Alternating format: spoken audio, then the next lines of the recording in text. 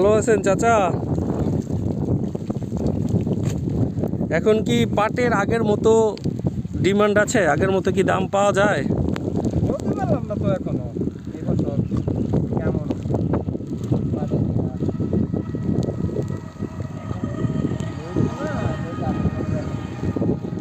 প্রচুর কষ্ট দেখা যাচ্ছে হ্যাঁ এগুলা নেয়ার জন্য, তাই না? এগুলা কি পরে আবার রোদে শুকাতে হবে নাকি? হ্যাঁ, ঠিক হয়েছে। কষ্ট ছাড়া কি হয়? তো আঙ্কেল, আপনার বাড়ি কি আশেপাশেই? ও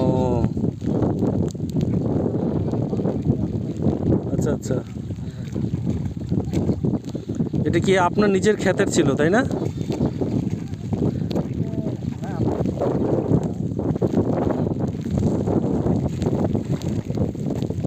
তো চাচার নাম কি? মোহাম্মদ নূর কায়েম। কায়েস, যাক। এই বৃষ্টির মধ্যে কাজ করতেছেন, নিশ্চয়ই অনেক বেশি কষ্ট হচ্ছে।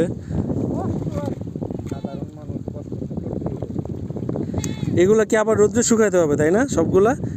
এগুলাকে আপনার ভাষায় কি বলে? ওই যে যেগুলা আঁশ ছাড়াচ্ছেন পাট পাট থেকে, কিন্তু ওই যে পরে যেগুলা লাঠির মতো থাকে এগুলাকে কি বলে? আমরা তো গিলান্ডে আমাদের এলাকায় বলি এটা হোলা, আর অন্য এলাকায় কি বলে তা আমি জানি না। হোলা, হোলা। জি, এটা তো মনে হয় মাচা বা বেড়া এই যাবতীয় যেই কাজগুলো আছে এইগুলার জন্য ব্যবহৃত হয়, তাই না? ওই গিলান এখন তো মানুষে বেড়া টেড়া দেয় নাই, গিলান দিয়া পুইরা লাই, পুড়ে ফেলান? পুইরা ফেলাই। ও আচ্ছা, এখন তো অনেক বেশি উন্নত হয়ে গেছে দেশ, এখন তো আগে তো দিত, ঠিক আছে, ওই গিলান বাপসা ছাড়া বাপ চাচারা দিত না? তো দাদারা দিত, আমগো আমলে তো আমরা ইয়া বর্তমান করি। বুঝতে পেরেছি।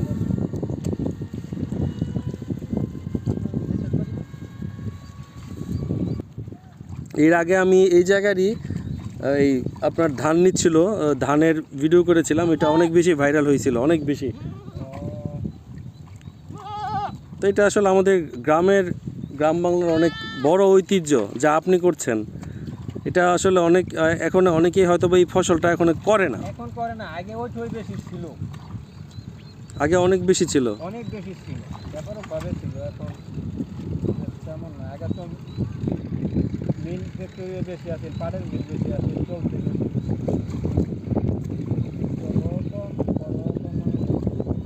রংপুরের দিকে তো করে এখন রংপুর। অনেক রংপুর।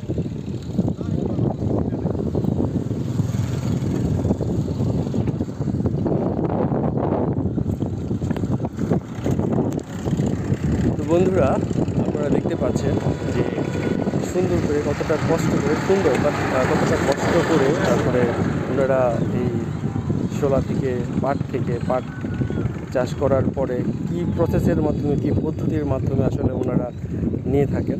তো আপনারা মানে আমি আপনাদেরকে দেখানোর চেষ্টা করেছি। সবাই ভালো থাকবেন। চাচার জন্য অনেক শুভকামনা, অনেক দোয়া। আসসালামু আলাইকুম। আর হ্যাঁ, ভিডিওটি যদি ভালো লেগে থাকে তাহলে সবাই লাইক, কমেন্ট, শেয়ার করবেন।